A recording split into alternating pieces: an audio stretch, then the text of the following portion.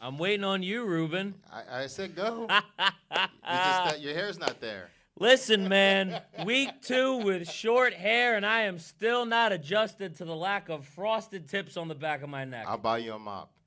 You really should. I'm feeling kind of lonely without myself touching the back of my neck. You I got really divorced. You got divorced like I did. am. No, I didn't know that. I mean, my wife has yet to tell me, which I'm surprised about. I wasn't talking about the wife. I was talking about the hair. Yeah, but I will say this: have you seen the pictures of us buying the house? Yeah. Oh yeah, I did. Yeah, I finally saw it. There's one. There's one of me you eating. sitting on the counter, right? There's one Or of me laying on the eating counter. the champagne bottle. Oh, okay. I think I saw that. I keep telling everybody we got to have a housewarming so we can finish it. Yeah. I want to finish eating the glass. Yes. You know, because I look like somebody that would do that. I want to make You wanna eat the everybody glass? proud. You're hungry. He's getting his glass fiber. I'm a hungry hippo. You already know. Getting that Listen, glass fiber. I have that. I have her stabbing me with the giant key. So if I get buried in the backyard, we all know what happened. You know, I saw that key. It's big enough to give it a concussion. That's what You I'm can get a saying. concussion with that key. Will slice me in two Mhm. just by jousting me. Yeah, you come home late one night at 1:00 in the morning, waltz in the house. Oh, I'm gonna just coming at your face. I'm Boom. gonna just walk into it at that point. Like forget my tires getting slashed with that giant Oh, key. no, That will cut the car straight No, in Abby's half. gonna be like, "Dad, I told you to come home early and you didn't." So boom. I do want to say before I introduce our guest for the night, we do have a wrestling guest, and I was watching a Yes. short recently. It was when Triple H and Steph were breaking up on TV. They were trying to split everything 50-50. And really? Triple H decides to give her the car, right? Uh-huh. And when she sees the car, it's only the front half of the car. She's like, "What did you do to my car?" He's like, "We split it 50-50. I didn't know which half you wanted." That's genius. I'm gonna do that if something happens. Imagine if they did that to a house.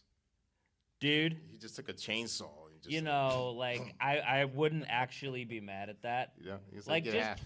just let me get the basement. Let me put some gym equipment Actually, in you know it. what? I'll live. Yeah, I think somebody actually did that once. I think down south, I think they actually cut their house in half, and he said, "I didn't want my half of the house, so I tore it." That's how little we have to do with the rest of our day. No wonder why you got divorced. Yeah. All right. But with that being said, we are live here on Hot Tag Takes on HamiltonRadio.net, channel HR2. I am your host, John BRECKO. In the booth is Ruben Rodriguez, and let me get to my intro. The person we are about to interview for the very first time, very excited to have him on, is a former pro wrestler of 37 years and someone who didn't see himself going into a wrestling ring at first, even after meeting Hulk Hogan and finding out where to go to wrestling school and how to train. However, soon after, he heard the stories of friends having a great time, traveling all over the world. It took 2 years, but he would go on to change his mind, get into the business, and would stick with it as long as all of his friends combined. Acting would become a part of his life in the same way wrestling did after an offer to play an Atomic Blue Mexican wrestler. I told you that was going to come up a lot. Many aspects of acting and playing a character would go on to excite this man, and he never looked back after that 1999 film. He's been in movies, with his most well-known appearance being the Billy Idol fan from the movie Wedding Singer, starring Adam Sandler, television shows, including appearing in 2 second-season episodes of Star Trek Enterprise, music videos such as Without Me by Eminem. I gotta go back and watch that. I love that video. As well as commercials. We'll talk about his wrestling career as well as his acting career. So everybody give it up for Dr. Feelgood, Mr. Outrageous, Mr. Al Burke! Hey guys, thanks for having me. What's going on, brother? How are you? I'm doing good, just living that Hollywood dream all the way. I gotta let you know, did I leave anything out? I gotta ask. Oh God, hundreds of things, but that's okay. That's okay. I'm a busy man. I mean, if I read all of your credits throughout the show in the intro, you would have no time to talk. Yeah. And I would feel like I wasted your time. So I mean, at this point in my career, I probably have done at least 400 movies, Wow. 7, 8, maybe 900 music videos. I stopped counting. Yeah. TV shows, commercials. Yeah, I've been very blessed, and I was blessed with my wrestling career. So, you know, 16 championships, so not too shabby. You're a 16-time champion yourself. John Cena better mention your name when he cuts his promos. He keeps, Yeah. we bring up Ric Flair, but we keep leaving out Al Burke. What's going on with that? I don't know. We got to talk. Yeah, like that doesn't make me feel good, Dr. Feel Good. We got to try to figure this out. Yes, You might have to go in on him and jump him, like Ric Flair was talking about on Twitter. Yeah, Flair does a lot of talking now. He's too freaking old. Yeah, you're the one who's really styling and profiling. Thank you. We just need a limousine, and then we'll figure the rest of this out. That's it. Actually, we have one in our fleet. Oh, look at you, fancy. So the first thing that I want to talk about is when you accepted the role as the bad guy in Atomic Blue, and a quote that stuck out to me was, "I don't care. It sounds great. All I have to do is beat up a kid, kidnap, and kill Mexicans in East LA," which sounds fantastic. I want to start this. Which part was the thing that made you the most excited? Was it the beating up of children, the kidnapping, or the killing of Mexicans? I feel like as a former wrestler, the suffering of children is very much celebrated, especially when you see the vignettes, especially looking at the John Cena heel turn recently. But that's just my guess. Which was the more exciting part for you? I played the bad guy my whole career. I got no problem with any of it. So it all excites me. But if you had to pick one. Well, I live in LA, so, killing Mexicans in East LA, it's like, hey, why not?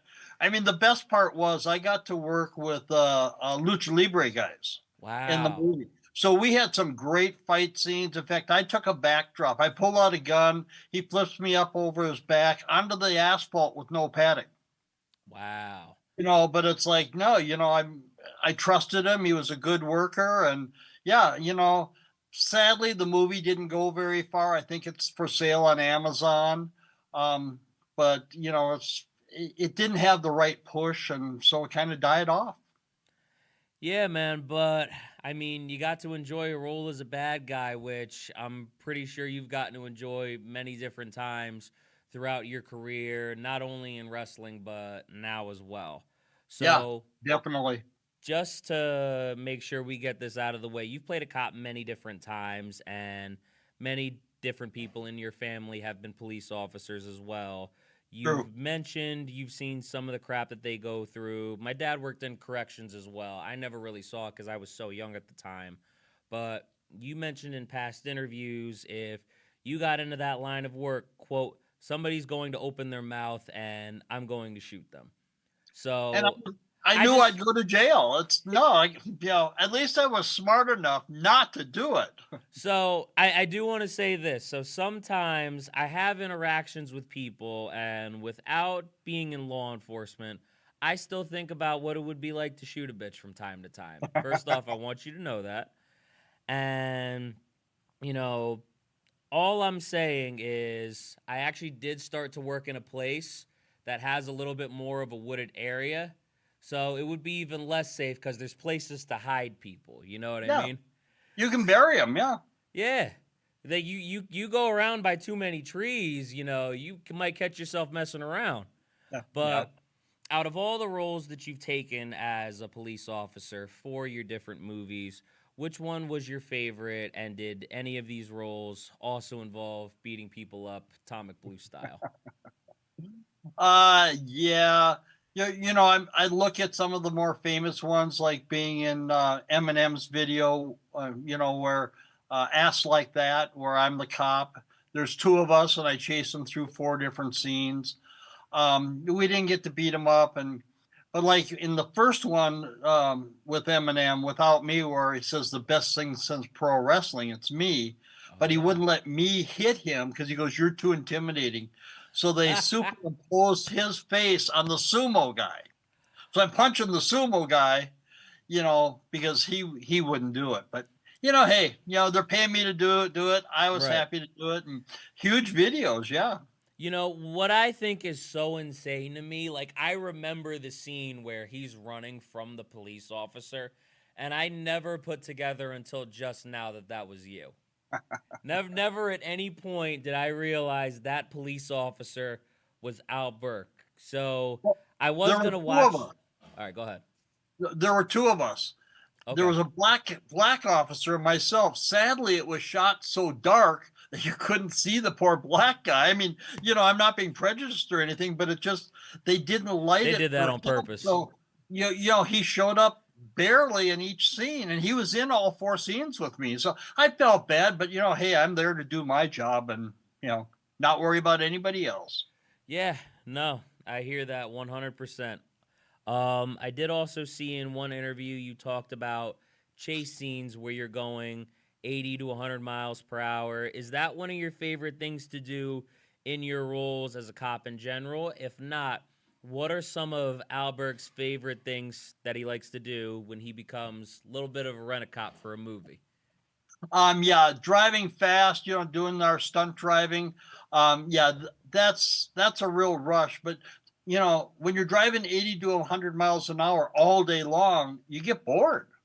Okay. So we would do what we call leapfrog, where I'd pull off to block a dirt road where nobody's ever going to be coming down. Yeah. And then I catch up to everybody doing 130 to get back into line.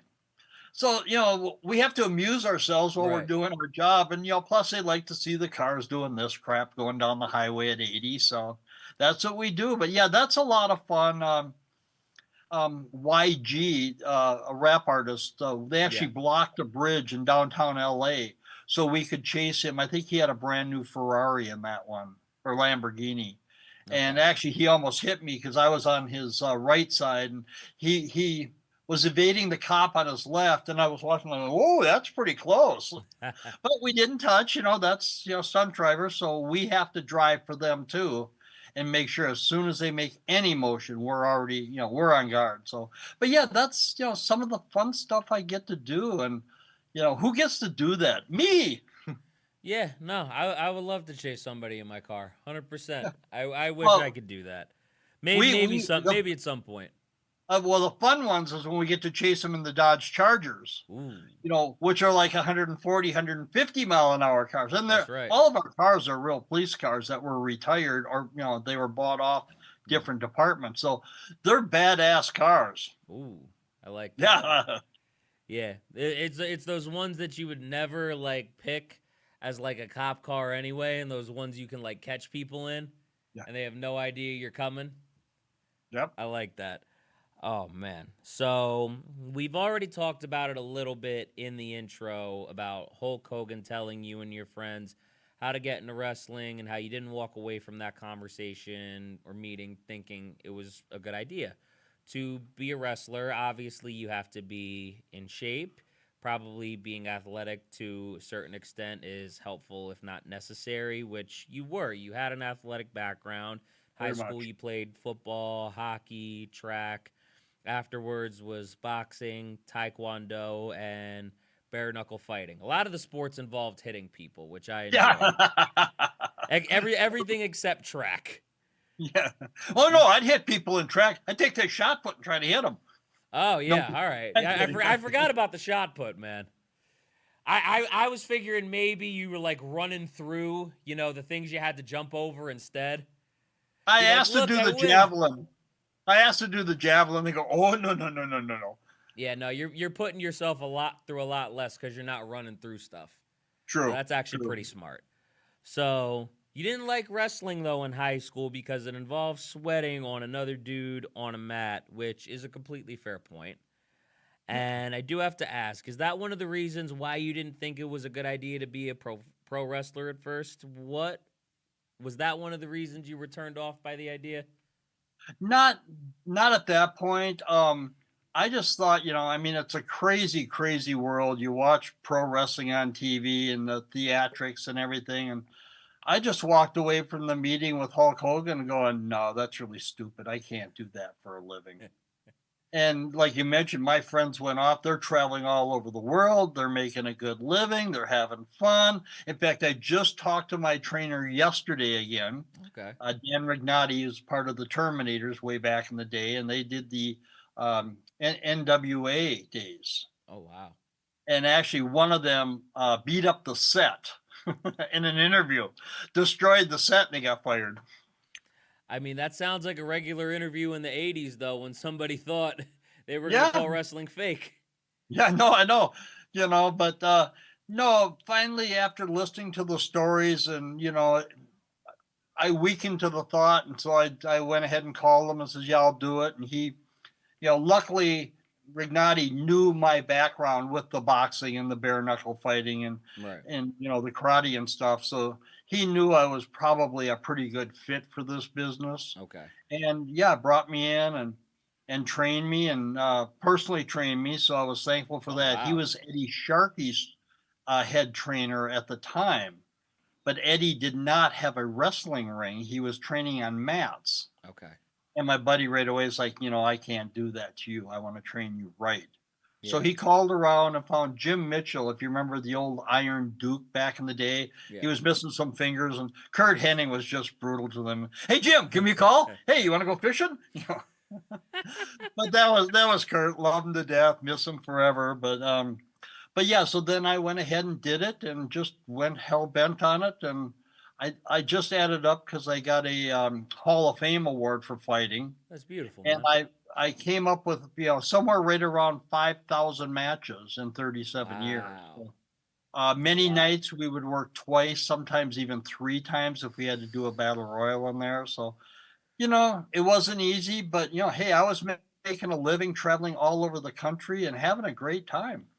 You got me a little bit curious. I'm not going to lie. If Kurt Hennig was using some of those missing fingers as bait, if you're going to put him through that, you might as well put those fingers to good use. You know what I mean? Kurt was awesome. I mean, we had so much fun. I really miss those days. Yeah. I love them to death. And like I said, I miss them. Yeah, no, I understand that 100%. So I'm curious, though. Did Hulk Hogan talk about the benefits of wrestling? You did end up hearing stories of your friends traveling anyway, but did Hulk mention any of the benefits of getting into it to you guys, including that? He tells you what to do, where to go, how to do it. But I didn't really see anything when I was looking about him telling you kind of the why. So I was just curious about that. No, he never did. I think for most of us that have been in the business, and he had been for quite a while at that point, it's up to each individual. If you don't have it in your heart and your soul that you want to go out there and be a pro wrestler, stay home, push a Right. pencil, sit behind a desk, we don't Yeah. care, but stay out of our business because we're serious about it. No, that's 100% fair. And I've done a couple of shows myself, and I've seen how seriously people take it just on the independent scene. And Yeah. they're all there, they're all going through their stories, they all want to get better each time they step in the ring. And I'm kind of on the same mindset right now, whether I'm doing commentary, whether I'm managing somebody. So I agree with that all the way. So I do want to talk a little bit about some of the sports you did as well. Before we do that, and before we talk about wrestling and acting as well, I do think this is a good point to say, make sure you guys like, comment, share, subscribe. Ruben, we just passed 7,100 subscribers, big boy. Let's go! That's right. Get us to 10,000. What a That's our transition. goal. Am I right? That's a great transition. Yeah. Made the goal mid-April. I'm trying, man. So, again, I do want to ask you about some of the sports that you did, especially the ones that involved actual fighting before a script. So probably not track. I apologize. And a predetermined result became attached to that fighting. Out of all the different things you did, as far as fighting's concerned, which one was your favorite? Was it boxing? Was it taekwondo? Was it bare knuckle? A lot of different ways you can fight people. Yeah. Probably my best, and it's probably one of the more unexpected. I was a goalie in ice hockey, Oh, wow. but I was the most penalized player in the league because nobody came near my crease. And yeah, I would beat them up. I had no problem with that. Listen, you know what? They put you in Wedding Singer, but this is probably why they didn't put you in Happy Gilmore. Because you would have stolen Adam Sandler's thunder, and you would have beat up that giant guy. Yeah. Possible. Although but you still might have lost to Bob Barker. I don't know if anybody could help you there. No, Bob's got his beauties, and you got that in the back of your mind, and you're hoping that meeting Bob will lead on to something else. Yeah, the price might still be wrong, bitch. I don't know what I can do for you. Yeah, but I got an idea. Oh, dude, he sat up like the Undertaker. That was great. Just the eyes opening. Woo. Yeah. But yeah, man. So I mean, why didn't you did transition into fighting a little bit before wrestling? Why didn't you stick with that? Was it like just like the stories you were hearing, or No, I mean boxing. I just at the time, I was a late teenager, just out of high school. Didn't care that much. I mean, I didn't right? have a good direction in life, and Yeah, part of the reason I switched from boxing to bare knuckle fighting is, doing more damage. You know, I mean, it's that game of survival. The human instinct or the male yeah, instinct of survival, and the strongest will survive. And right. I was in that game for many, many years. And Survival of the fittest. yeah. So wrestling kind of what you're saying is kind of gave you that direction and gave you something you could focus on, something you could do, something you actually wanted to get better at. Well, once I got into it, and then I, changed my mind about it, and it's like, no, I'm going to make this, and I'm a hard worker, so I'm going to make anything I do work, Yeah. and then decide later, do I like it? Do I want to continue, or do I want to find something else? And once I started wrestling, and luckily, like I said earlier, I had lots of ring experience. Yeah. Going into the wrestling ring wasn't a problem, and that's part of the reason they threw me in Yeah. quite early. I was probably one of the earliest guys in history to go in. I'm not saying I was the earliest, but Yeah. because of all my experience, I got in there. It I helped. think it was only like 3 months in the wrestling camp. Oh wow. Yeah, Yeah. that is So that is did I early. know much? No, I was so horrible. But that was back in the Minnesota days, the AWA days. Yeah. So I was one of the ninjas, which Oh. remember those. And yeah, it's just doing that to learn the business. So then when I came out as Al Burke, and then eventually as Mr. Outrageous, and then did Dr. Feelgood over there in the MGM Grand in Las Vegas, thanks to Mr. Herb Abrams, Yeah. who's now passed. But yeah, it's been a heck of a road, and it's been fun, and I really threw my heart and soul into it. One of the best things we did is I worked for a guy out of Denver in the IWA, International Wrestling Alliance, and I helped him get set up with military bases. Oh wow. We did that for a couple of years, and then I finally left his company. I think I was with them for 8 years. Left, and then he started the international circuit. So the people I know that went on that, their opening day, they woke up and they were in Guantanamo Bay, Cuba. That's where they were going to wrestle. So it's like, oh, that would have been cool. I would have liked that. But we were very fortunate that we got to train, or not train, but work in front of soldiers all over the U.S., many, many military bases. And, I got a ton of stories, the Iron Sheik almost getting killed because he spit on some, army guy that was, this much wider than me. And, he's like, America, tui poo, spit on him. And the guy was drunk.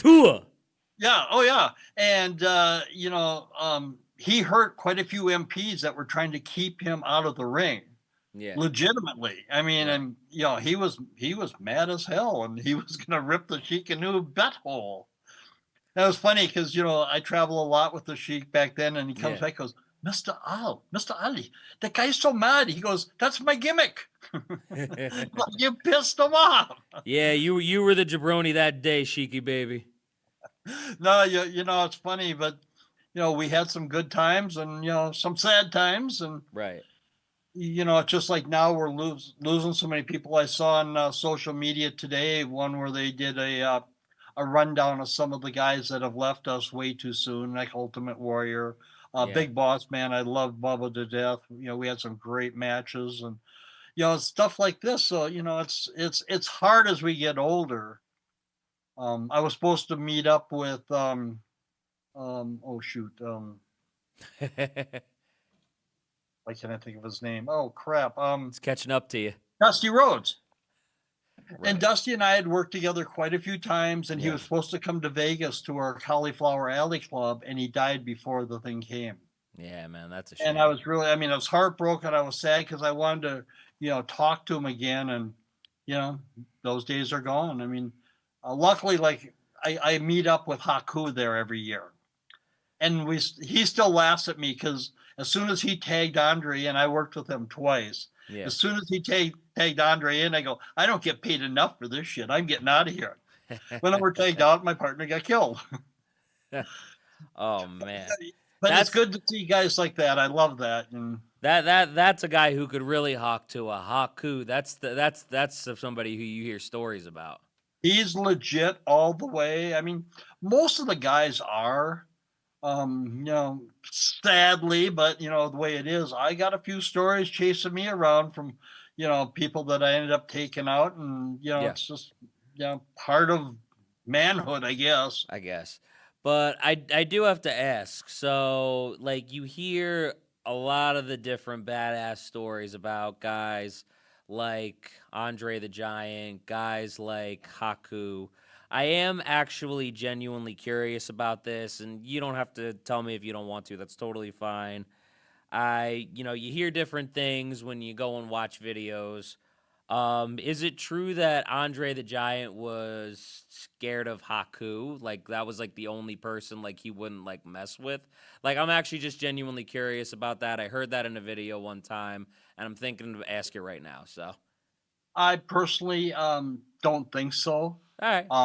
They seem to get along fine. I worked with them 2 different times. Second time, I didn't even get in the ring. I'd already worked, so they told me, just go in there and stand there, don't tag in. But no, they had a very professional relationship. A lot of people don't realize we have to be pros. This is the way we make our money. Part of the reason I don't normally punch somebody to the face, I break their face, they can't work. They can't feed their family, can't pay their bills. That's why when we lay a chop onto the chest or the back, I mean, that's got some force. I mean, you'll see my handprint a week later. You can put some force onto it. Yeah, but I went against, some of the biggest guys, Ronnie Garvin, hands of steel kind of stuff, Greg Valentine. It's like, I dished it out as well as I could take it. So a lot of people can't do that and won't do that. But part of it. Let me ask you this, because now you got me curious. You got my fan of wrestling coming out. How do you think Gunther's chops would stack up to like a Greg Valentine or somebody else you mentioned from back in the day? I think a lot of the new guys, number one, didn't learn how to chop. Okay. So there's many different ways. Flair always likes the big sweeping across, Okay. As long as you hit it and it makes some noise, everybody loves it. When you miss it or just, trickle through it, they don't notice. It doesn't sound anything, and everybody's like, what's going on? I mean, when you lay it in there, I mean, it's like there's no doubt, somebody's getting their ass whooped. Yeah, I used to do mixed tag with girls, and at the end, I would turn whoever my opponent is over my knee. First slap on her ass, my hand goes numb. I mean, legitimately numb. That's how hard I slept. But everybody in that building has to hear that. Even if they can't see it, you hear that hand on flesh, right away. It's like, ooh, that's going to hurt. You go to the bathroom, you hear the chop, you're in the stall. Woo! Yeah, well, you hear the woo, it's Flair. But the thing is, Flair could be in the bathroom letting out a big turd going, woo! Because that was Flair. He did it everywhere. Limousine was riding through. Yep. So throughout all your time in wrestling, you get to wrestle in the WWF, now WWE. Not when you were there. We made a point of that before the show. No, we were what you called old school. We were WWF. We were the cool school. That's right. Guys in WWE that came just after it changed, they were so sad because they were crying. It's like, we wanted to be in the WWF. We don't want this. We didn't ask for this. Yeah. But it is what it is. Yes, I was very blessed to be there, and I think I've got like 30 TV matches alone Yeah. from facing, some of the biggest, baddest guys in the world. So, Yeah. very blessed. Yeah. So you won 16 different championships across the independent scene. You are the real 16-time champion of wrestling. Forget anybody else that says otherwise. John Cena's going to break your record at WrestleMania. He's coming for you, he Albert. can try, but bring it on there, Johnny boy. Yeah. We don't think you got it. We can't see you. Yeah, we don't care. That's Come right. on. That's right, John Cena. We're still making invisible jokes. He's gonna come on here. You've been awful to me. Yeah, really. I'm gonna come personally in the studio and kick your ass. That's right. Ruben, I just want to say, I'm getting a little bit off track here, but I want to say, I hope we can use this for like a big brawl sometime. Like I'm interviewing somebody and they come in actually, no, that would and be we hot. come off with a big brawl. That'd be hot if he had, Mr. Outrageous and John Cena and maybe like Ric Flair or Stone Cold Austin. Just I don't know. I don't want to just give roast Ric Flair a heart attack. I've seen his last match. You know? I don't want to be the cause. You know what I mean? Oh man, that would be hot. Yeah. But again, you've won. Breaking news: Ric Flair dies on Hamilton radio. You got to get him from a chop to the chest. That's got to be what does it. Hey, I would trade with him any day. Hey, I gotta talk to you later on. Do you, by any chance, Stone Cold personally? No, I do not. No, did I? Oh, okay. Thought I asked. Nice He came try. to Nice try, WWE. Ruben. I think he came to WWE. I was WWF. In case you weren't listening. Stone Cold wasn't the cool school, Ruben. He wasn't cool. No. We'll make sure to let him know Al Burke said so, and that's the bottom line. Yeah. Oh boy, now that'll be a match. Yeah, man. Mr. He's Outrageous. fantasy booking now. You see this guy? Yeah. So He's in dreamland. you're right. Yeah. So yeah, you've won 16 different championships across the independent scene, which makes sense because you've mentioned in interviews that was where you thrived. Do you feel like you thrived in the independent scene because of your time in WWF, or were you kind of thriving before that? I think I was working up to it. I mean, WWF was in my early days, and the fact that I could develop my craft and really work at it. WWF was just more a payday than anything. I mean, yes, we got to work with the biggest, baddest guys in the world in the business, but it was really about a payday for that. I paid off my wrestling school in the first year. Oh, that's awesome. Yeah. That is beautiful. And so at that point, it's gravy train then. And then I hooked up with the guy out of Denver where we would go on 2 or 3 week tours, traveling all across the U.S., Indian reservations, military bases. Had some great times, great shows. Some of them sucked a little bit. We'd do an Indian reservation where 30 people would show up, but Yeah. we got paid, because that's a government kind of thing. Yeah. But yeah, it was good, fun, and back then we could make a living off of wrestling. Now only the top 1% gets to make a living. Yeah, no, it makes it really, really tough to be able to do something that you pursue. A lot of the people I know, they have to work jobs because of it. Sometimes even 2 jobs. I have stuff I do myself. Thankfully, I love what I do for work, but, I know guys that, just, go to different places to be able to do wrestling. I think that really shows the love that you have for something. But, I feel like when you love something, that's when you can truly put your all into it. Like if you love what you do, you enjoy it, it makes it so much easier to put, a lot of work into it. I agree. It's not like work. It's a job, but it's a fun job. And Yeah, man. we were living a lifestyle all the way, and we were doing what people just dream of doing. Yeah, I agree. So I do want to talk about, what you did in the WWF because you have, described it in past interviews. I do want to start by describing it to Ruben. So, Ruben, I do need you here listening to this. Stop trying to sleep during my show. So, what Al was in the WWF was basically what's known as a jobber. And it's a skill that you need to have as a wrestler because you bump, you make the other guy look good. But what a lot of people don't know about jobbers, like he said, he paid off his wrestling school in the first year. Right. And you're doing it for 4 or 5 minutes of work at the most, which, again, you've described it as that in past interviews. And I've never, been able to talk to somebody about this, so I am genuinely curious about it. What was the experience like being a jobber for the WWF, and how did that help you as far as wrestling goes? Not just paying back your wrestling school, of course. There again, you're learning your craft. You don't get to do a lot of wrestling. I realized about halfway through my WWF time, I would start doing more in a match. Yeah. And they would just edit it out. Okay. If it made them look bad or they weren't happy with it, cutting room floor. So at that point, you watch it on a Saturday or Sunday. I'm like, why do I even lift a finger? Beat me like a stepchild, pay me, I go home. Yeah. And so, some of the guys like I'd work with, would have me do different things. Jake the Snake was really good about that.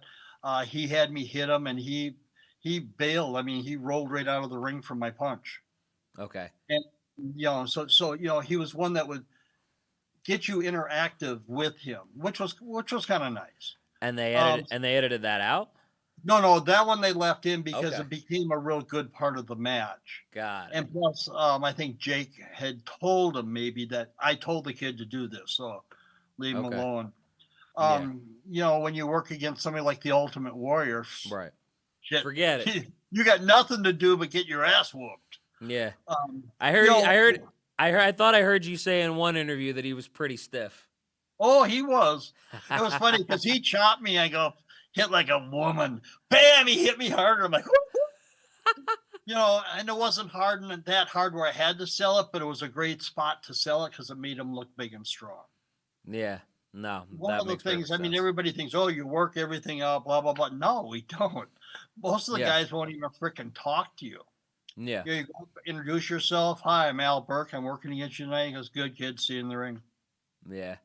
No, like Duggan. I mean, my very first match, I think Jim knew that. First thing he did, we went to tie up, solar plexus with a foot. Boom. I was done right away. It's like, shit, I can't work. I can't breathe. And Jim, I just laughed and went through his stuff, did his things, and okay. But I remember working with Big Boss Man, and Bubba was always, like I said, I love that guy. And I knew he was going to clothesline me because we were coming to that point in the match. I'm like, hit me hard, threw me off. And I kicked out extra hard, knocked myself out. My back of the head hit the I'm laying there and I'm seeing bubbles and, sparks. And Jim comes there, Bubba comes over to pick me up. I'm like, oh, dude, give me a minute. And I'm seeing bubbles. So he went over and did his little interview, comes back and goes, better kid. Okay, let's go home. Yeah. But stuff like that, it's just, really good times. And, when you're working with good people, I mean, Warrior, that was not a night off. Yeah.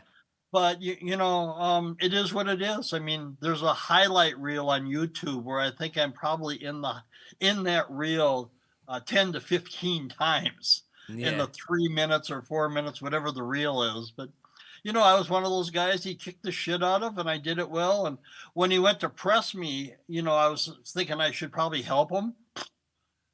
Didn't even have a chance, and he had me up. Wow. And I'm 240 solid. And he just pressed me like I was a little kid. So I'm like, woo, boy, strong. Yeah, buddy. But lightweight. Back then is when he did the splash, did everything, impressed you, stepped out, ran the ropes, splashed you. Then he threw me out of the ring, got out of the ring, picked me up, threw me over his shoulder, and ran back to the locker room with me over his shoulder. Now, when you got a shoulder in your stomach, you can't breathe again. Yep. Yeah. So, but hey, I was very, very honored that I got to work with Jim on that. And, another one that's, gone.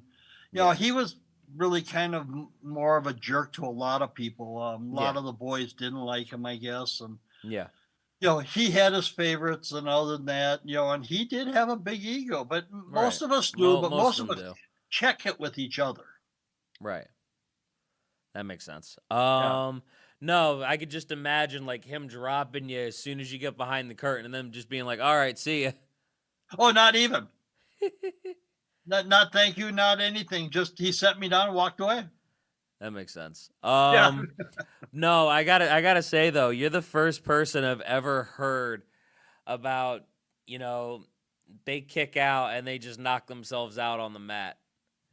Like it's hard to picture, like I can, but like I've never even thought about it. Like out of all the ways you could knock yourself out, because there was one guy, he's a friend of mine, his name's Rob Riccio.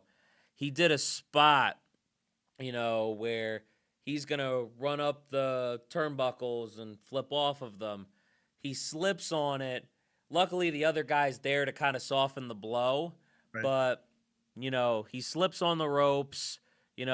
Other guy comes in, just for him to lean on, and he hits his head on the mat. We thought something was wrong for a second. And, thankfully he ended up being okay. He ended up finishing the match. He ended up being fine for the rest of the show.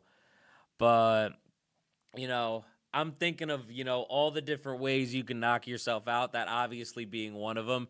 You're the first I've ever seen with a kick out. So kudos to you, sir. I got to say that. But people don't understand our job as a jobber, Yeah. enhancement talent, whatever you want to call us. Yeah. We were there to put them over. Yeah. Make them look bigger and stronger than they could possibly be. They were superheroes, plain and simple. Yeah. And our job was to make them look that way. And if I had a chance, I always told them, if I happen to be outside of the ring, slingshot me back in. Yeah. I take a huge bump and I'll end up in the other ropes for you. Makes you look strong. And Yeah. a bunch of them did it.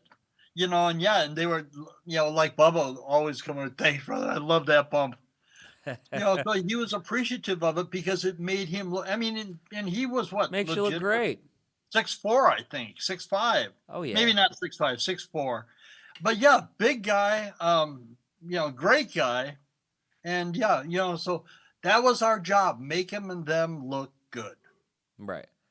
That makes sense. So I want to make sure I talk about acting as well as wrestling. If you guys weren't aware, if you haven't already noticed, I am going to do a little bit of switching back and forth. One role that I got really interested to hear about was your role in, I think it was Killjoy as Punchy the Clown. The name is amazing enough, and it makes you want to find out more. So if you don't mind, please let us know about Punchy. I can already hear the chant in my head. Punchy, Punchy, Punchy. Punchy is very cool. A director friend of mine got the job of directing Killjoy 3.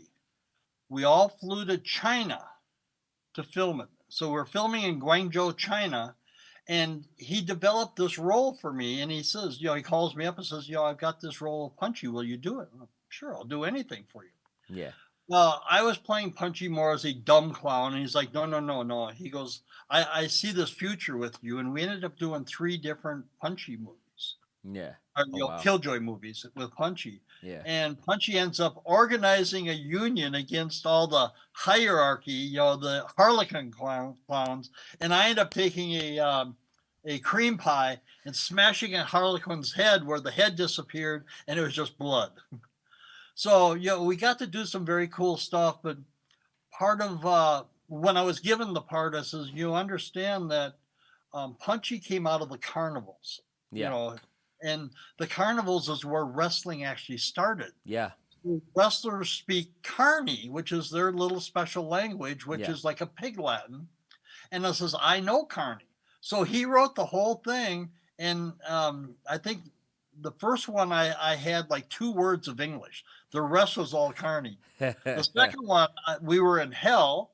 It's Killjoy Goes to Hell. Ooh. And I was actually on the witness stand because Killjoy screwed up. And I've got to do a whole monologue in Carney. Wow. Well, I can't memorize and convert to Carney. I can read it, and that's a lot. convert. So I had to make boards, and I talked for probably like 5 minutes solid. So I had to Wow. speak incarnate the whole time. So that was kind of fun. And Killjoy, his joke always was, I don't understand a word he's saying. And then the mime would go, you know. Nice. So, part of the stupid humor. But yeah, we were very blessed to do 3 different Killjoy movies. They all did fairly well in the sales department. So, and now I'm bringing Punchy on the road with me. I just did Clown Motel 3. So Nice. Punchy makes a comeback there. And then I'm Don't also call it a doing comeback. and I'm doing Comic Cons now. So I bring the Punchy mask, and plus uh, keeping Punchy alive and hoping that he doesn't just die off. Do you think Punchy would make a good wrestling character? He's got what I think is a channel name, and that always is a start because of fan interaction. Do you think Punchy could be brought successfully into the wrestling world? We've seen superheroes before, we've seen movie characters before. Could Punchy be the next one? Punchy actually made his wrestling debut Ooh. in Florida. It was Tampa, St. Pete area, or Clearwater, or somewhere down there, Punchy. Fort Myers. Punchy. And so Punchy. Punchy actually has wrestled once. He did the Wow. boxing match in Killjoy 3, but he actually went off and wrestled in Florida.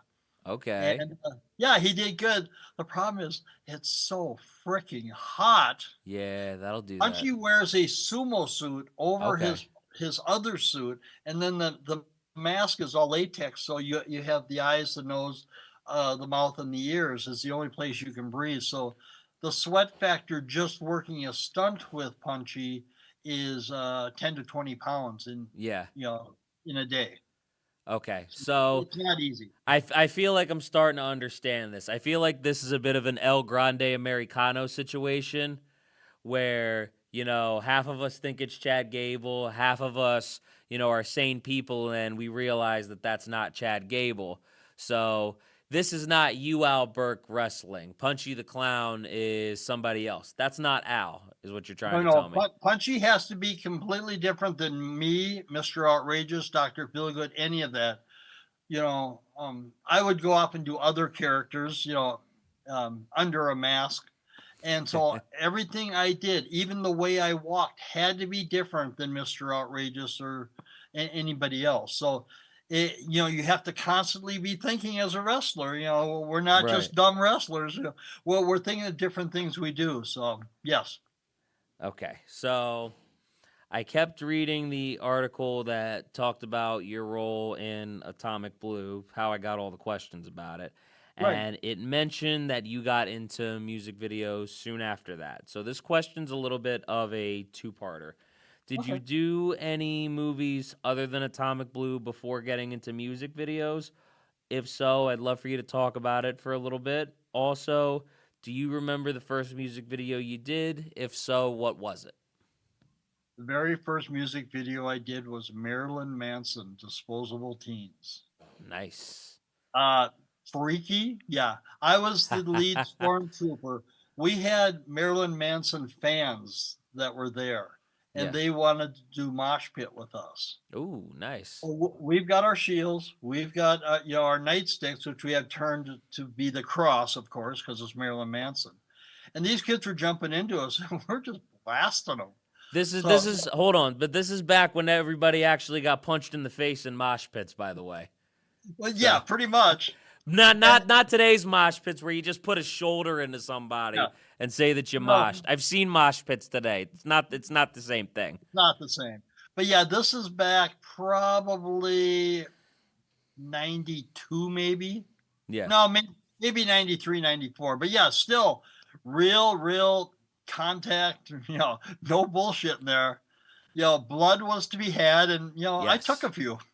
No, yeah, I'm pretty sure everybody did. Like even because I have a Linkin Park CD, right?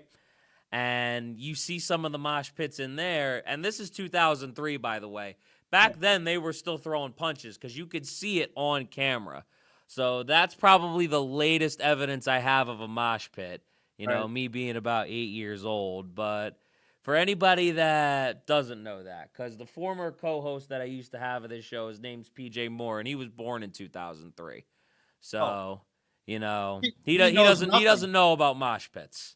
No. He thinks he does. He doesn't. He can find out though.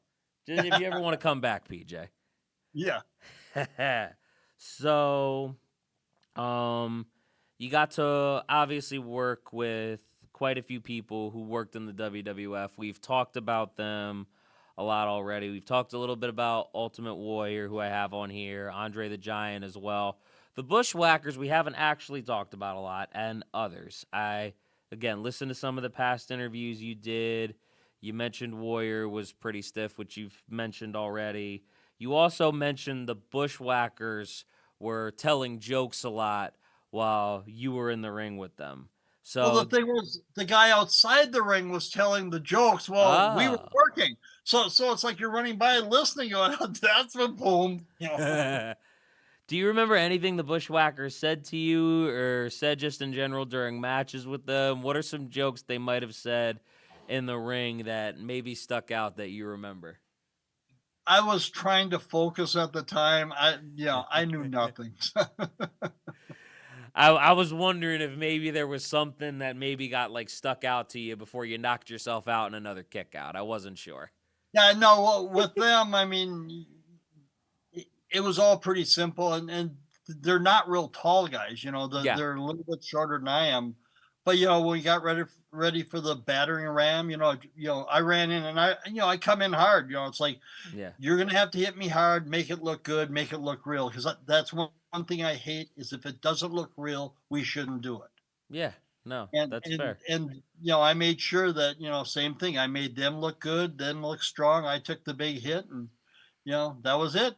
Just as an example of somebody who I've seen talk about it, Bret Hart wanted to make everything that he did in the ring look real. When he ran into the turnbuckles, you felt that in your chest. You felt like that was your sternum hitting that turnbuckle with the impact that he would just run into that with. You wouldn't nobody could take an Irish whip like Bret Hart. I don't think anybody to this day. And it boggles the mind how nobody talks about it. But like the little things like that look real, like it adds so much to it. Like even like Ricky Steamboat, when he would take a punch and his head would snap back. Like you look at things like that and you appreciate the realism a little bit.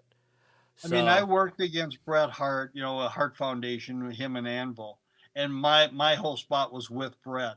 Yeah. What a pro. I mean, guy was so smooth, so good.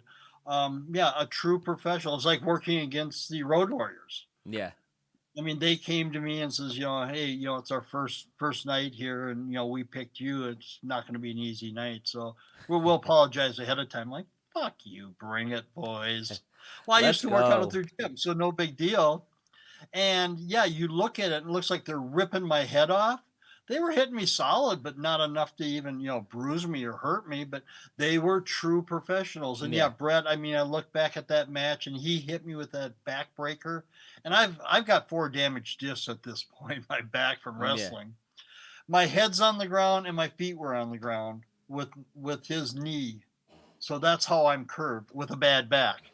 Thank you. But Bret, like I said, a true pro. Sorry to see as sick as he is now and battling with his stuff. But, yes, I'm, again, very blessed to work with some of the best in the world. Yeah.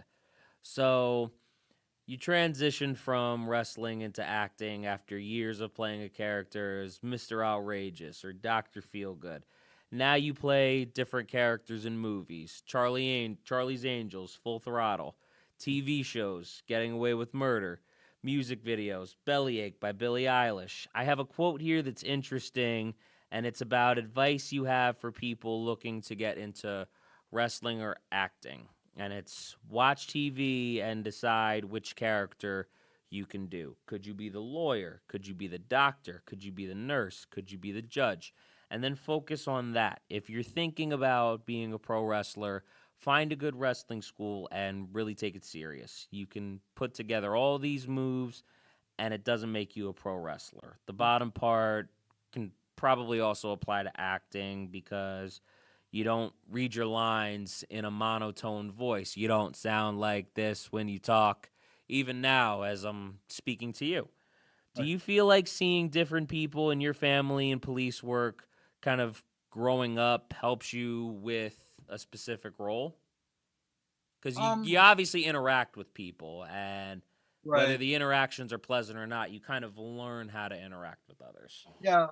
You have to learn, you have to study, just like wrestling. I mean, I would watch my matches just to see what I screwed up on or what didn't look good enough Yeah. to make myself better. I don't care what the other guy's doing. My job was to make him look good. And even if I'm going over winning a championship, I still want to look and see, did I, Yeah. what didn't look good? What could I make better? Yeah. Same as an actor, you've got to get yourself in the role and decide, how am I going to come across? There's research you can do, especially nowadays with Google. Yeah. I still watch a lot of the uh, the cop interactions with people and how they do it, and a lot of it's not smooth, it's not pretty, and so it won't work for Hollywood. And a lot of things. I mean, one of my biggest uh, bad things, we come into a situation, guns are like this. Guns are never like that. They're always down. But Hollywood's point is, I can't see it down here. I can see it up here. It Okay. looks cool. And I've got top friends that they just, no, I won't do it. And so, Yeah. yeah, you won't get hired again. I'll do it because You that's want to what, get hired. you know, and so that's why I get so much work, is because I will tell them my view. We normally wouldn't do this, but this is Hollywood. You make the call. Yeah. And many times they're like, "Oh yeah, no, do it for real." But Okay. sometimes not. Same thing with wrestling. I mean, um, I got an award at the CAC a couple of years ago, and I told the story is my trainer was there. I'm in camp, and I put together this whole match. And afterwards, I come over and he goes, "Well, what did you think?" He goes, "About what?" And he goes, "I saw a bunch of moves that told me nothing." He Yeah. goes, "The whole match was nothing." And I'm like, "Oh, And shit." I'm assuming that was pretty much all you needed to hear after that. Well, it was, and then it's he says, "Quit watching TV and trying to throw every high spot in there." Number one, that's Yeah. the dumbest thing you can do. And it's like kids nowadays, and they've done this for many years. Oh, I got to do a herkarama in the first three moves, and I got to show all my shit out there. Like, no, you don't. No, you don't. And the funny part, Save it for later on, you know? yeah. Well, the funny part was I got hired up in Canada, up in Toronto, just before the pandemic hit. So I think it was, what was we, 2019? 2019, 2020, Or around that something like time. that. I think the pandemic started in 20. Yeah. I don't remember, but the year before, and I'm up there. In my very last match there, I used the sleeper hold for the Ooh, finisher. nice. The crowd went freaking berserk. And I went back to the locker room. I go, "Guys, did you see how simple that was?" I go, the biggest thing we did was tackles, boom, tackle. One guy drops down, and a hip toss. I think we threw in there. That was it. And then we went to the sleeper hold. Oh, And that's great. did they listen? No, they went out. They did their herkaramas and this and that. And it's like, okay, fine. You do But what you it's got like to do. it's that simple. Yeah. Because, I mean, if you do a lot of big moves, I mean, you're going to only make them so big, and people are going to get used to that after a while. And it's going to create an expectation. Well, and if you build up to it, and you more and more and more, and then finally you do a big move or two, and that's it. Yeah. And a That lot makes of their sense. big moves now are finishing moves with somebody, Yeah. and you're throwing this out there in the first, couple of minutes of a match. Stupid. Nah. Yeah. Yeah, you can't do that.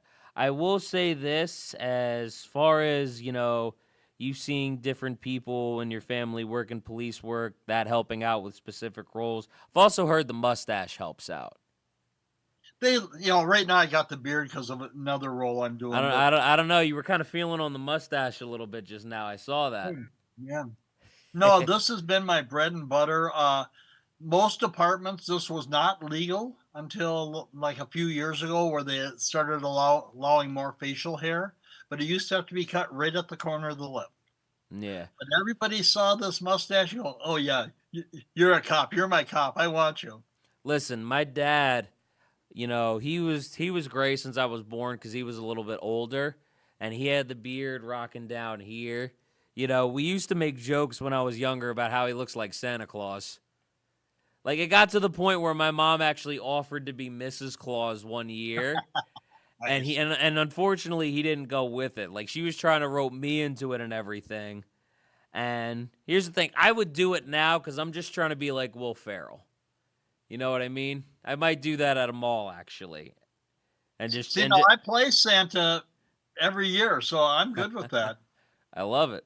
So, I watched an interview you did on the YouTube channel, Without Your Head, and you mentioned it took you a little bit to, figure out the system, which obviously you had to do to get hired. I'm talking about acting.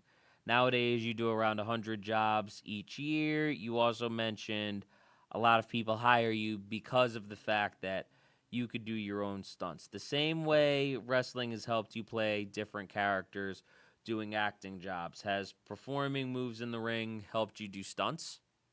Yes. Okay. Yes. I get hurt more doing stunts than I ever did wrestling. Does it make any sense? No, but that's just the reality. But I'm also one of the guys, there's a few of us that can do it without padding. Yeah. So we can do our falls, or, like I mentioned earlier, I did got the backdrop in Atomic Blue under the asphalt. I mean, when you can't cheat the shot, there's no place to put any padding or anything. You got to either do it or go home. And I'm one of the guys they called 13 Dead Men. They called me in one day and says, you got to get your legs swept out from underneath you, fall on your back. That's it. Okay. Went in there. I'm the only one in an orange jumpsuit. Everybody else is shirtless or tank tops, all tatted and muscled. And I come, They walk me in. I go against the guy. Boom, boom, boom. Sweeps my feet out. I fall down. End of story. So nice, easy job. But that came from wrestling that I was able to do that. And is the smartest thing? No. I mean, we do beat our bodies up pretty bad. I told you I was just talking to my trainer the other day, and we were commenting on how many of the old guys, me included, but are actually in wheelchairs now. Yeah. And it's really sad. But that's the reality. And did we push it too far? Probably. I mean, I'm sure there's guys that push it too far now. Yeah. I mean, you see some of the stuff. I mean, I remember talking about that John Moxley spot with Ruben a few weeks ago in AEW when he fell onto the 2x4 with nails. Yeah. That was a gnarly looking spot. And there's a lot of guys that, will push it to that. I don't see that as wrestling. Sorry. That makes sense. Because it becomes a spot fest. Well, yeah, but we're old school, and you're trying to, show something that's not part of our business. I mean, it's like watching the movie The Wrestler. I mean, Mickey Rourke actually was playing himself as a boxer, but the whole point is, every night they slice their heads open. I tell people, look at my forehead. I got no scars. I got one big one up here from taking a chair to the head. Yeah. But a lot of those old guys, the Bruiser Brodies, guys like that, even Jimmy Snuka. Yeah. It just looks horrible, and I feel bad about it. But Dusty Rhodes was another one. It's like I don't see that as part of it. But in the Deep South and East, they did that every match, every night.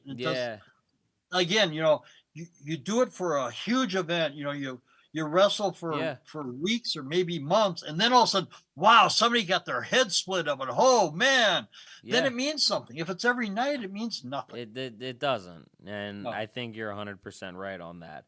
So, and I hope the kids listening don't do it. So this is actually the last one that I have. Yeah, John, on here. That's what I was saying before. Remember, I was saying like, wow, how can they take that abuse all the time with the nails and the board? And well, that I don't. That's I've seen that maybe one time. Yeah. Yeah, but exactly what I was talking But about. I mean, he's not Yeah. wrong. Like they Yeah. gave that spot away on free TV. You know what I mean? Yeah. So he's not wrong at all. No, yeah. It should have been a pay-per-view. Yeah, it should have been a big pay-per-view. Yeah. And the last big event of the night, boom, something exciting Yeah, happened. towards that the end. everybody can talk about. Mm-hmm. Yep. No. And it's not. I No. 100% agree. So this is actually the last thing that I have. You also have a company called 8 Ball Stunts with Nick Danger. You guys founded it together, and you both coordinate stunts as well as perform them. Can you talk about some of the differences between performing stunts and coordinating them for others? Um, the guy I mentioned earlier, John Lachago, who was the director on Killjoy. Yeah. Killjoy Goes to Hell. I brought in, I think it was 24 or 25 wrestlers Okay. to be in hell. So everybody got all made up and stuff, but I had to get people that I knew could Yeah. work. The thing he liked about me and my business is when I hit somebody, I hit them. Right. There's no bad angle. Yeah. You know, in stunt work, a lot of times you're like this and, oh, great. You know, well, when the camera's right, you know, it looks like, oh, geez, you just ripped his head off. No, we hit each other. We don't hit Yeah. each other, you know, to hurt each other. Yeah. We hit each other solid. We're Enough used to to make it No look big real. deal. It's got to be solid. Yeah. So there was never a bad angle. So when somebody got hit, everybody's like, wow, play that back. Holy shit, he did get hit. Yeah. So that's what the director likes. So that's why we developed, because Nick Danger was also a wrestler. So we developed that to bring just wrestlers into the movies. And now, sadly, a lot of the directors have gone away with it, you know, because, you know, they don't want that kind of action, Yeah. which is okay. You do what you got to do, right? Yeah. No, but I mean, just to your point, the last match that I was involved in, this wasn't even planned, by the way. There was a guy who was playing the heel. He came out with his faction, and I was one of the managers at the time. I was trying to alert somebody of what was going on, and just impromptu, he tells him, take him out. So, you know, the guy runs up on me. He starts throwing elbows into my back. I fall down. And it's like you said, he's not hitting me to hurt me. It's just solid enough where it looks real. So he's hitting me, but, you know, like just enough because it's got to look good. And he actually came up to me after the show. He was like, I didn't hit you too hard, did I? I was like, no, you do what you fucking got to do. Yeah. You know what I mean? I would rather him make it look real and for it to be believable than, you know, for him to just take it easy and, you know, for nobody to believe in what's going on. So Agreed. I didn't mind the elbows to the back at all. And I mean, I feel like I can take a pretty good shot. You know, I'm not in there doing spots or anything like that, but, you know, I can feel like I can take, you know, pretty good shots to the back. I feel like if I ever needed to take a chop in the chest, I could do that, you know. But, you know, if somebody left believing what was going on and the elbows to the back are something that helped did it, you know, I feel like I could take pride in that. You know what I mean? Well, I've always told guys, you know, along the same lines. If you're gonna hit me with a chair, fine, but you better fucking hit me hard. Yeah. I can take it. Just hit me right. And, you know, and when I did get my head busted open, it was 9 staples to close my skull up here, because the guy hit me and caught me with the lip of the chair. It just split me wide open. Yeah. And it's funny because I had blood all the way down to my trunks. Yeah. Wow. So it was legitimate. And then somebody comes over and goes, you know, where did you hide all that blood? I go, what? And then one of the nurses that was there, she goes, can I check your head? And I'm sure. She goes, oh, God, I can see your scalp. You got to get to the hospital right now. I'm like, no, I'm busy right now. You know, I'll go there in a few hours. Leave a message after the beep. Yeah. You know, and it's like I did, you know, and, you know, of course, the doctor was an asshole. Oh, you're a wrestler? Oh, you don't need Novocaine. Clink, clink, clink. You know, Fucking it's Christ. like, you know, and I had tears, but it's like, yeah, fuck, you know, give it to me. I don't care. Give it And to me, then Doc. Hit me hard. And then after the 6 staples, then he goes, God, it's still not stopped bleeding. So he put 3 on top of them. Those hurt even worse. But it's like, no, fucking man up. And that's what I tell guys, when I see them in wrestling school or just out of school or something. Why are you blocking a chair? Or Yeah. like a garbage lid or something. Are you fucking kidding me? Get your hand out of there and take it like a man. Otherwise, Yeah. go home. Yeah. But that's what I hate about nowadays. It's like, oh, I blocked it, and I'm still going to sell the shit out of it. No, That makes no, sense no. now. So, but anyways, that's the difference. Old school, new school, whatever you Right. want to call it. I mean, we call them a bunch of sissies, and they are. And I'll I call love it. them that to their name. I love it. I mean, I had to one quick story I had to tell. When I got my award in Vegas, CM Punk also got an award. Ooh. And Did you talk to CM Punk? What? Did you end up talking to CM Punk Oh for yeah, a little a bit? lot. Oh, Well, okay. he came over and he congratulated me, all that stuff, and we took some pictures together. Nice. But I was saying, stuff like that. It's like, take it like a man. He goes, thank you, thank you. The kids aren't listening, but thank you. And I go, they're probably not going to listen, but they want to make it to the top, but they don't want to take the steps to get there. He must have been in the AEW locker room. That's why they said they weren't listening. He must have been talking about Jack Perry. But before even the selfie with Drew McIntyre. Well, the guys in WWE now, when they don't perform good enough, boom, they're out of there. Yeah. And a lot of those guys are gone quick because, they're not putting out at a top level. And, not that I was when I was there, but as a jobber I was, and that's all they cared about. That's what mattered. That was the role that you had. So, yeah that makes sense. And I wasn't interested in being the big star. I mean, would we like it? Of course, the money, would. great, the popularity. But I knew I was one of the smallest guys there. Yeah. And, I compare myself to the Rockers. Yeah. Marty Jannetty is about the same size as me. Yeah. Shawn Michaels was about an inch and a half taller. Wow. They were tiny back then. Yeah. But, that was my size compared to the Giants. And that held them back also. Well, that did, but a decent amount of that time. was my whole reason to go to the independents then, where I could thrive, because all the Giants, they would bring two Giants in to be the main event. I would usually be the semi-main. Yeah, because that was usually, back then, what they were looking for. They were looking for, big hulking giants, larger than life. Like the small guys in there were under 300. I know. That's the small guy. 6'5", 290. Oh, fucking, you better bulk up there, boy. That's Jason Kelsey on the offensive line of the Eagles before he retired. Yeah. That's the small guy there. He would be the small guy, back then. Yeah. So, yeah. Well, it's like Gronk now getting into it. I mean, I worked with Gronk years ago on a movie. Nice guy and everything. But, he can do the drama of it all. So, he's fallen in pretty good from what I've seen of his little spots that he's done. I try never to watch wrestling on TV because I hate it. Yeah. But I'll see his spot, it's like, oh, you did a decent job for, for a newbie. Yeah, that's fair.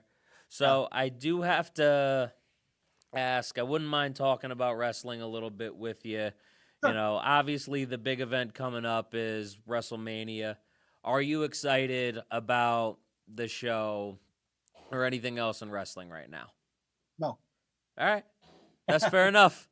Many years ago, probably 25 years ago, maybe even longer, I got invited by some fans to come watch a WrestleMania at their place or whatever it was, SummerSlam. So I went over and, drank some food and, sat out with them, and, they were excited, and, that was it. And that's the last one I've ever seen. Well, I did take my youngest daughter to one. Okay. Yeah, because all of my girls grew up in the ring, practicing, doing things, doing crazy shit. And thank God none of them went into it. I mean, they all have master's degrees, so they were smarter than me. Yeah, that might actually be for the best, to be honest. Oh, yeah. But I agree. I do want to tell you, thank you so much for your time. I really, really appreciate it. Was very excited to have you on. I'm glad I got a chance to talk to you. Definitely would love to have you back at some point. And I hope you had fun on the show as well. Definitely. No, I realized that my life, especially back in the, WWF days, um, people only dream about that shit. I got to live it. So, Yeah. my sharing some of the stories and, yeah, it was good times. It's still a really good time in my life, even though I was nothing more than a jobber. I made a good living. And one point to that, Yeah. I have not had one day on a real job in over 40 years. I love that. So I had to make wrestling work, and then I had to make acting work, and acting and wrestling crossed over for about Yeah. 10 years there. But I did not go out and get a real job other than being a wrestler or being an actor or stuntman. That's So beautiful. I made that work, and I had to because I didn't want a real job. Nobody does. No, No. But, once again, thank you, man. Really, really appreciate it. Again, would love to have you back on at some point. But anyways, everybody, this has been Hot Tag Takes here on HamiltonRadio.net channel HR2. I am your host, John BRECKO. Ruben Rodriguez in the booth. Al Burke as the guest. Next Tuesday, we will have the Whoop Ass Podcast here on Hamilton Radio. Make sure you guys check that out. Again, very great show. Hope you guys enjoyed it as well. Deuces. take care.